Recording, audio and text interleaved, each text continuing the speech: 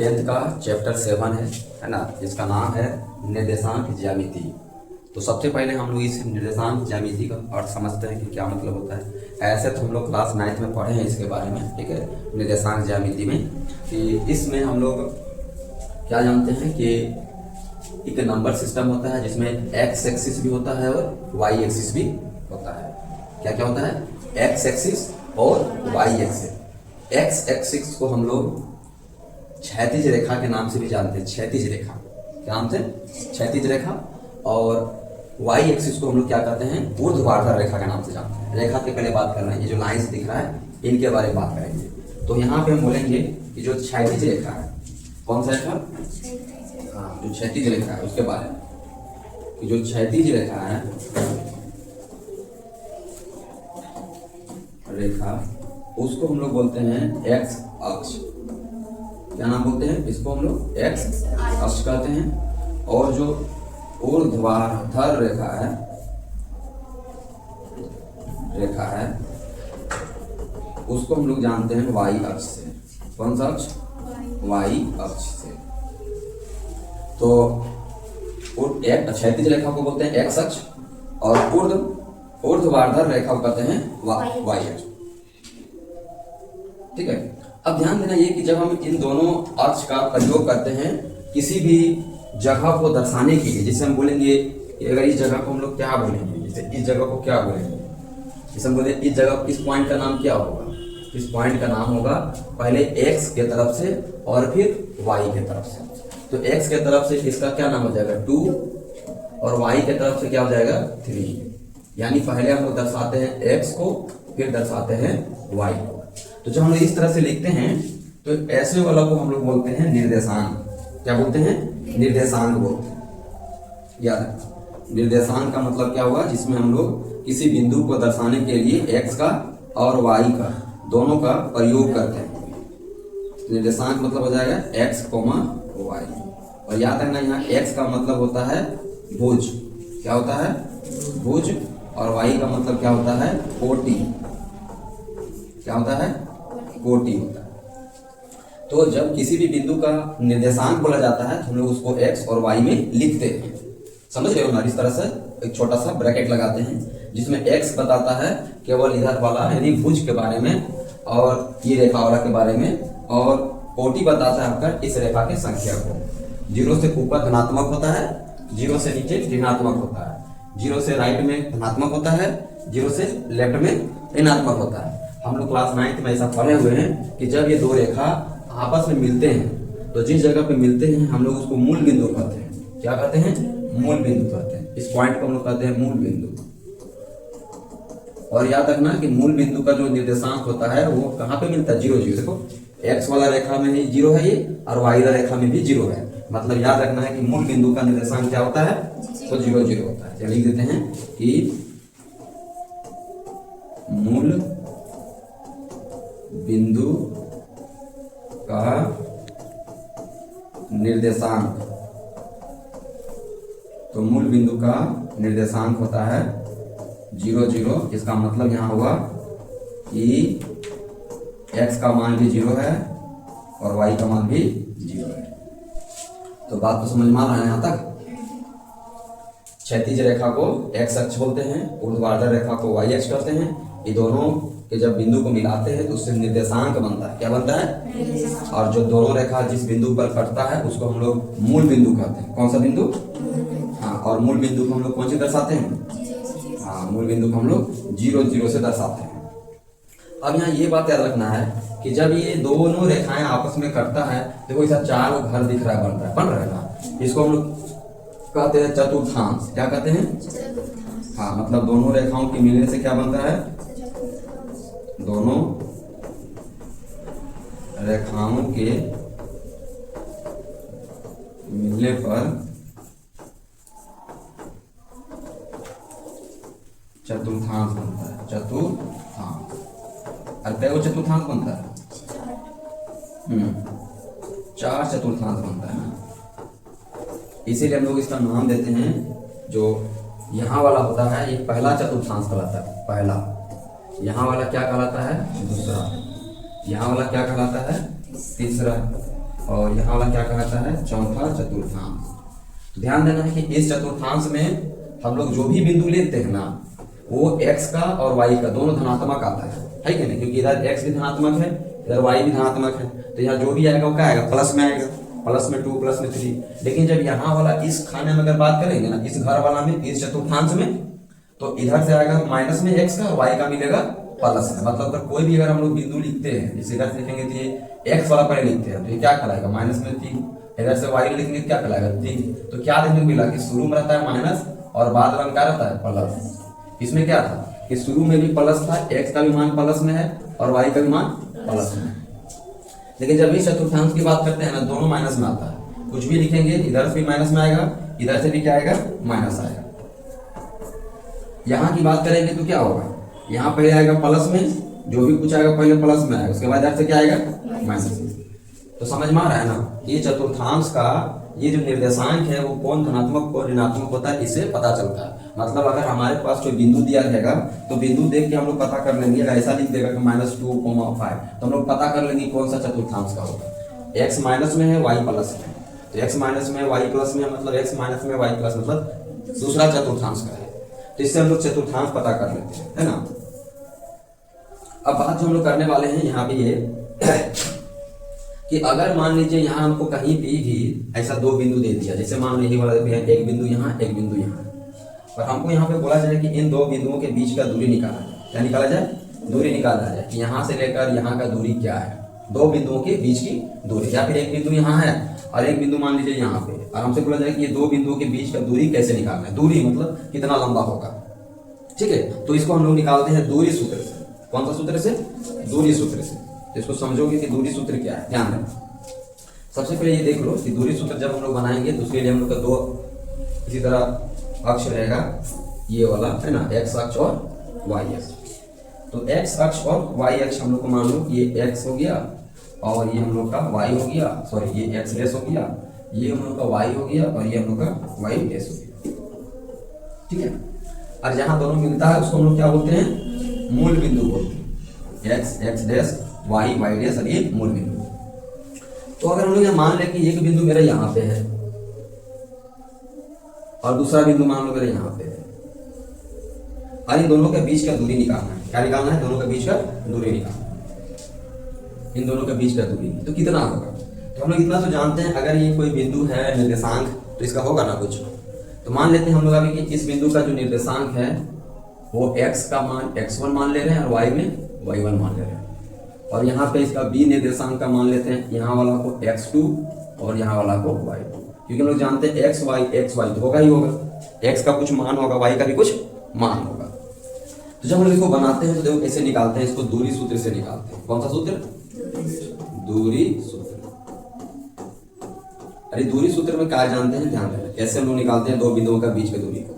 जैसे हम लोग यहाँ भी मान लिए हैं कि भाई ए का जो निर्देशांक है वो है x1 और y1, b का जो निर्देशांक है वो है x2 और y2, ठीक है। अब हम लोग ये दोनों के बीच का अगर दूरी निकालना होगा तो हम लोग लिखेंगे ऐसे ए बी, क्या लिखेंगे, A B equal to root under लगाएंगे और दोनों का आपस में घटाएंगे ऐसे x2 माइनस x1 का होल स्क्वायर प्लस देंगे यहाँ पे, फिर y2 माइनस y1 का होल स्क्वायर। या फिर यही सूत्र को ऐसे भी हम लोग लिख सकते हैं A B equal to root under, पहले x1 को लिख सकते हैं इस तरह से, x2 पहले लिखे थे ना, तो यहाँ x1 माइनस x2 लिख सकते हैं, और यहाँ भी पहले ऐसे y1 माइनस y2 लिख सकते हैं। समझ में आए ना, चाहे ऐसे लिखो या ऐसे लिखो।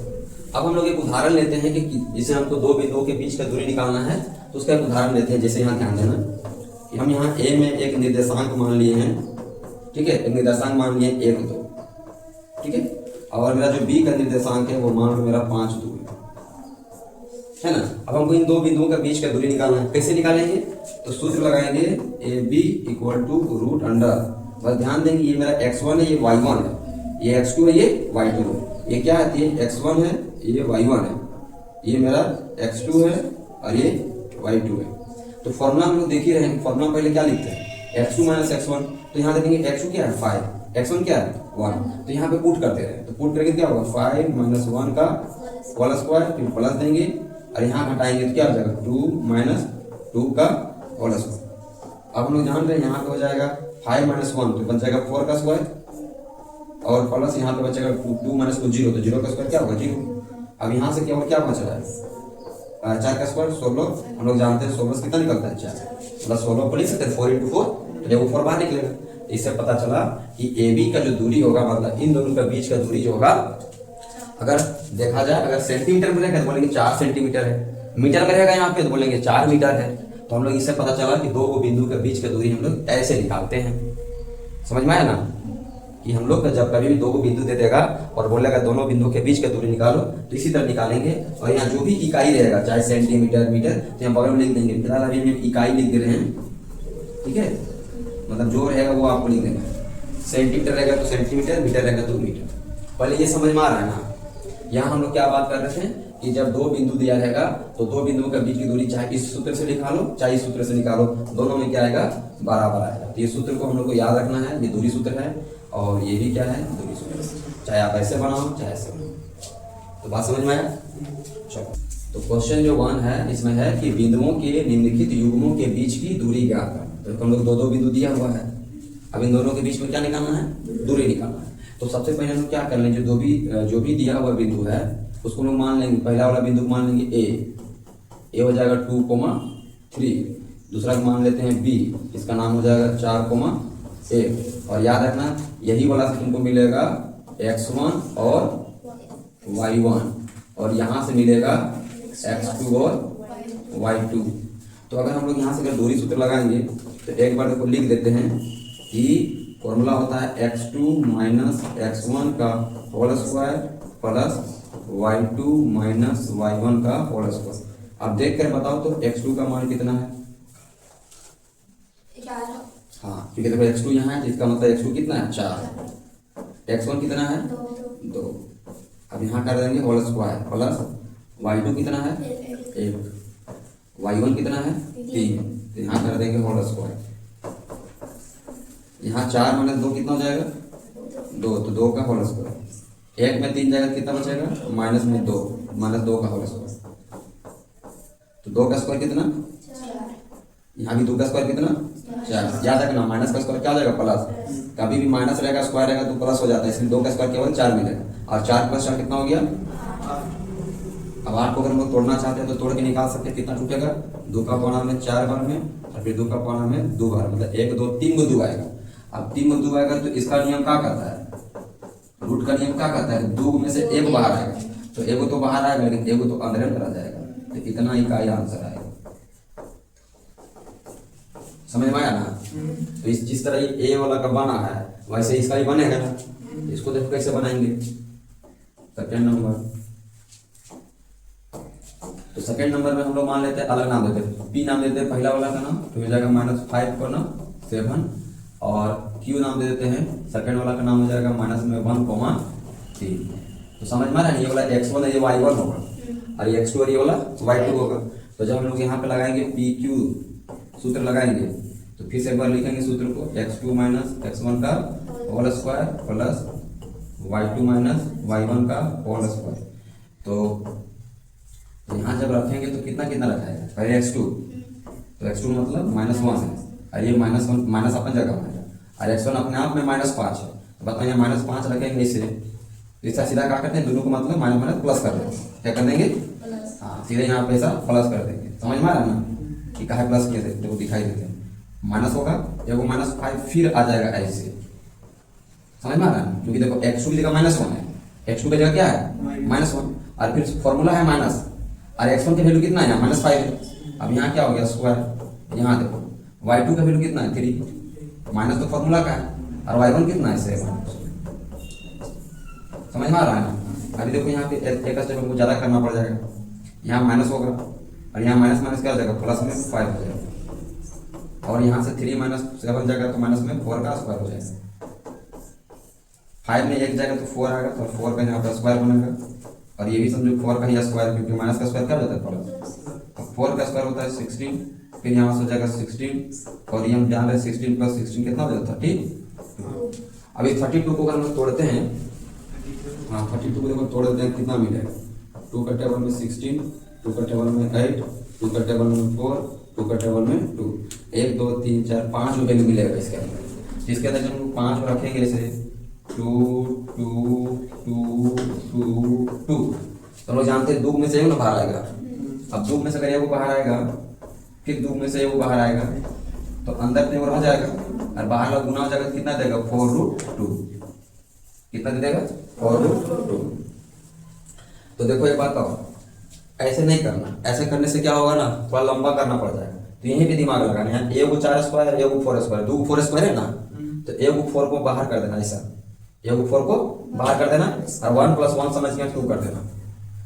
ठीक है, ऐसा समझ लेना यहाँ का 4 और यहाँ का 4 4 बाहर हो गया है और यहाँ 1 1 समझ के अंदर में क्या कर देना है 2 कर देना। मतलब जब कभी ऐसा दिख गया था, सेम दिख गया, कभी भी अगर ऐसा दिख गया, मान लो कि 6 का स्क्वायर है प्लस यहाँ भी 6 का स्क्वायर है, इसका आंसर डायरेक्ट ऐसे लिख लेंगे, 6 लिख देंगे और अंदर में 2 लिख देंगे। ठीक है, क्योंकि देखो उतना ही। हाँ, तो इसीलिए इसको यहाँ पे शॉर्ट कर लेना अगर जरूरत पड़ा तो।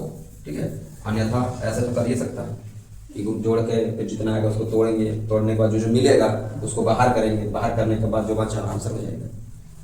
थर्ड नंबर इसका, थर्ड में क्या दिया हुआ था कि इसका नाम दे देते हैं हम, फिर कुछ नाम देते हैं, एक्स वाई दे देते हैं। एक्स का मान दे गया मान लो कि ए बी, और वाई कोऑर्डिनेट का मान हो गया है माइनस में ए और माइनस में बी। तो ध्यान देना यहाँ, इसका नाम हो जाएगा एक्स वाई।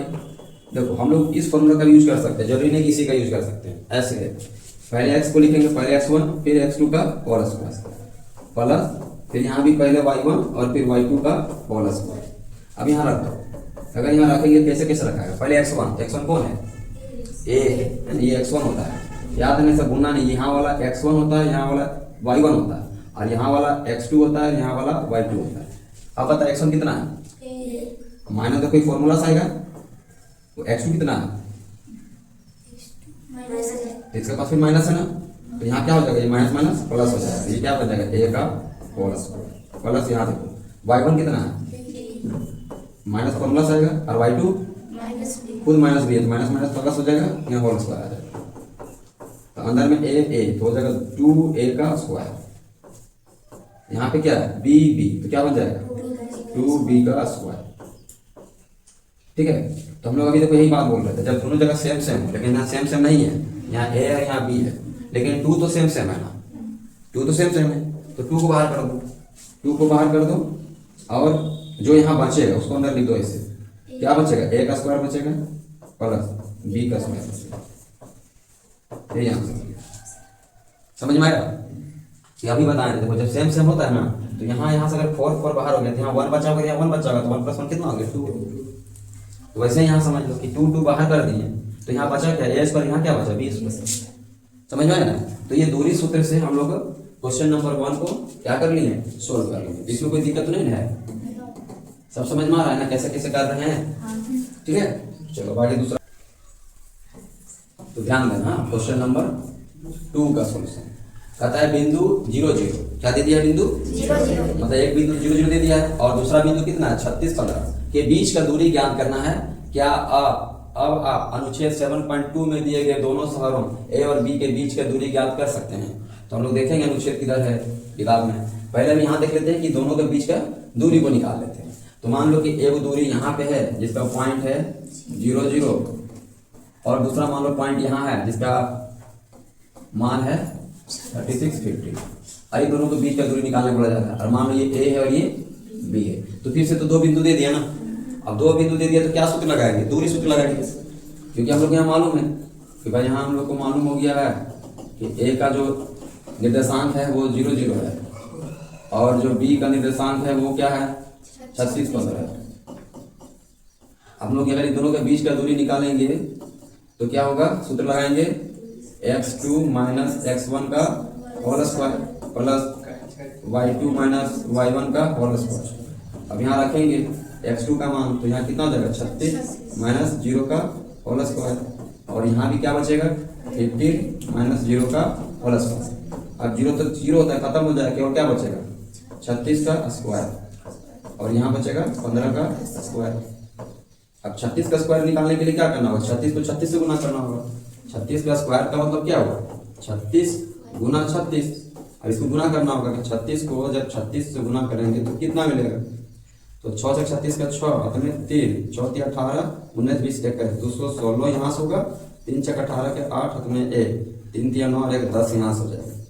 जोड़ देंगे कितना मिला 1296, यहाँ लिखेंगे 1296 प्लस 15 का स्क्वायर, तो 15 का स्क्वायर तो मालूम 225 होता है। अब दोनों के ऐड करें,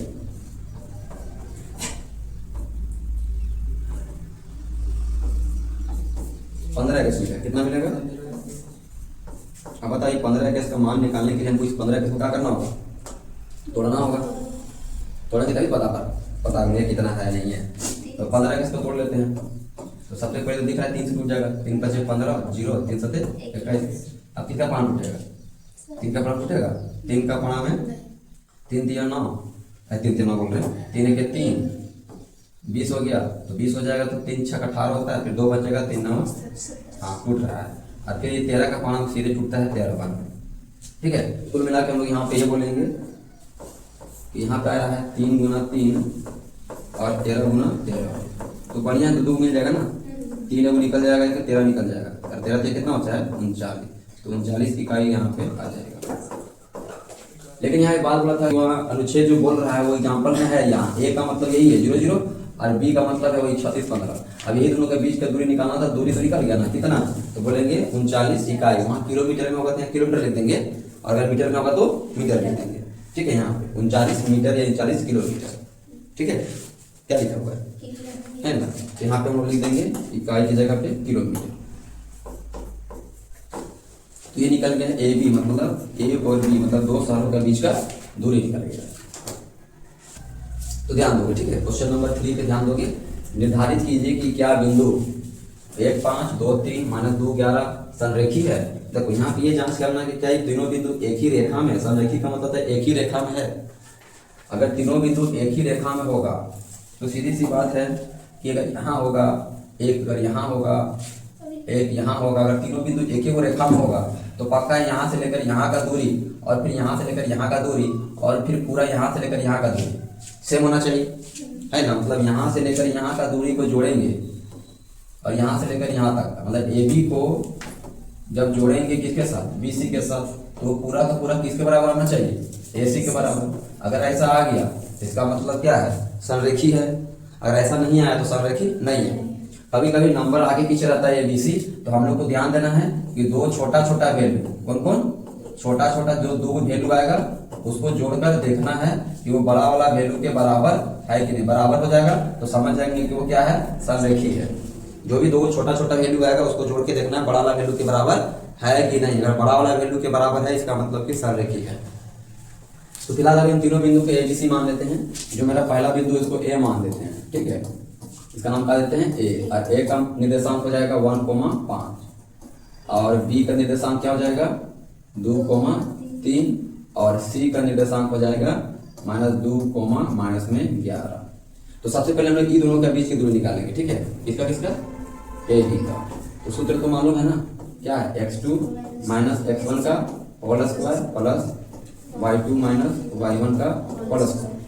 अब यहाँ रख देते हैं हम लोग वैल्यू, तो x2 क्या हो जाएगा 2, x1 क्या हो जाएगा 1, फिर यहाँ पे y2 क्या हो जाएगा और y1 हो जाएगा। हम लोग यहाँ पे इसको घटाएंगे तो यहाँ से मिलेगा 1 का स्क्वायर और यहाँ से मिलेगा माइनस में 2 का स्क्वायर। तो 1 का स्क्वायर तो 1 होता है और 2 का स्क्वायर तो 4 होता है, मतलब रूट अंडर कितना मिलेगा 5। तो हम लोग यहाँ किसका दूरी निकालें, ए बी का। अभी फिर हम क्या निकाल लेते हैं, ये दोनों निकालते हैं बीसी का, तो बी और सी का दूरी निकालेंगे। तो सूत्र फिर यहाँ वही लगाएंगे, तो डायरेक्ट रख दो, हाँ यही सूत्र समझो यहाँ रखना है। तो ये हो गया x1 ये y1, अब ये हो जाएगा x2 ये हो जाएगा y2। तो यहाँ पे रखेंगे तो -2 और फिर ये -2 और -2 का क्या हो जाएगा होल स्क्वायर, और यहाँ हो जाएगा -11 -3 का होल स्क्वायर। समझ में आ रहा है ना। रख दिए x2 - x1 होल स्क्वायर और यहाँ y2 - y1 का होल स्क्वायर। अब वैल्यू जब यहाँ पुट करते हैं, पुट कर दिए तो सॉल्व कर लेते हैं। तो यहाँ हो जाएगा -4 का स्क्वायर, क्योंकि -2 - 4 होता है, और यहाँ अगर ऐड करेंगे तो यहाँ क्या हो जाएगा -14 का स्क्वायर हो जाएगा। -4 का स्क्वायर होता है 16 और 40 का स्क्वायर कितना होता है 196। अगर हम इसको ऐड कर देते हैं तो 6 6 हो जाएगा, 12 का 2 अंत में 1, 11 1 अंत में 1, मतलब हो जाएगा 212। कितना हो जाएगा 212। अगर इसका वैल्यू निकालना भी चाहोगे तो निकलेगा नहीं जा रहा, ठीक है, क्योंकि ये एक बार तोड़ेंगे कितना हो जाएगा, देखो दिखाई देते देख लो, जैसे 212 है, इसको तोड़ेंगे 2 का टेबल में तो 2 1 2 0 6 आएगा, ठीक है। और फिर ये 2 का टेबल में 2 5 जा 2 3 जाएगा, अब इसके बाद तो टूटेगा नहीं, 53 आ गया, ठीक है। तो इसका मतलब समझ 2√53 देगा, क्योंकि 2 निकलेगा ये और अंदर में 53 रह जाएगा। ये कितना दिया था √5, ये दे दिया 2√53। अब एक और निकालना होगा, कहाँ से, ए से सीधे सी में, मतलब ए को और सी का निकालना होगा। तो जब ए और सी का निकालेंगे तो फिर वही काम करेंगे हम लोग, इसका x1 y1 लेंगे, इसका x2 y2 लेंगे, तो इन दोनों का जब यहाँ पुट करेंगे तो पुट हो जाएगा -2 -1 का होल स्क्वायर प्लस, और फिर होगा -11 -5 का होल स्क्वायर। अब इसको अगर सॉल्व करते हैं तो क्या मिलेगा, यहाँ पे मिलेगा -3 का होल स्क्वायर और यहाँ पे मिलेगा -16 का होल स्क्वायर। यहाँ से जाएगा 3 का स्क्वायर 9, यहाँ से जाएगा 16 का स्क्वायर 256। अगर दोनों को ऐड कर लेते हैं तो यहाँ हो जाएगा 265। कितना हो जाएगा 265। अगर इसको तोड़ोगे 265 को 5 का टेबल में 5 5 25 5 3 तो यहाँ से मिलेगा कितना, ये तो निकलेगा ही नहीं, 5 × 53 दे रहा है, वो निकलेगा ही नहीं, क्योंकि निकलने के लिए तो कम से कम 5 2 मिलना चाहिए अंदर में, ये 53 मिलना चाहिए। अब देखो ये अलग है, ये अलग है, वो अलग है, किसी को भी जोड़ के तीसरा के बराबर नहीं आएगा, सब एकदम अलग अलग दिख रहा है, ऐड भी नहीं होगा सही से। तो हम लोग यहाँ बोल देंगे कि ऐसे कर देख लो कि सबसे बड़ा वैल्यू कौन वाला है, यहाँ 212 था, ये 265 है, इसका अंदर देखो मतलब 5 है, अंदर देखो यहाँ रूट अंदर 5 है, रूट के अंदर 212 है और रूट के अंदर 265 है। यहाँ मतलब है ये हो गया कि इन दोनों को जोड़कर इसके बराबर आना चाहिए था, है कि ए बी का वैल्यू जब जोड़ते हैं, ये छोटा वैल्यू है ना, ए बी का वैल्यू और ये जो बी सी का वैल्यू, इन दोनों का वैल्यू को जोड़कर इसका वैल्यू के बराबर आना चाहिए था, किसका, ए सी के बराबर। तो यहाँ हम लोग को क्या मिला, देखो यहाँ पे हम लोग दोनों का सम नहीं मिला, मतलब ए बी का वैल्यू और बी सी का जो वैल्यू है उसको जोड़कर ए सी के बराबर नहीं आया। तो अतः हम यहाँ पे कहेंगे कि जो बिंदुआ ए है, बिंदु बी है और तथा जो बिंदु सी है वो संरेखी पूछा था, संरेखी है तो बोलेंगे संरेखी नहीं है, संरेखी नहीं है, नहीं है। समझ में आया, जैसे मान लो यहाँ से 2 निकलता, कितना निकलता 2, और यहाँ से 4 निकलता, अरे दोनों को जोड़ते हैं, अरे मान लो यहाँ से 6 निकलता, तो हम लोग कहते हैं हाँ भाई दोनों को जोड़ रहे हैं, 2 + 4 तो 6 के बराबर आ रहा है। तब हम लोग कहा कहते हैं कि ए बी सी कैसा है, संरेखी है। लेकिन अभी क्या बोलेंगे, संरेखी है नहीं है। तो समझ में आया।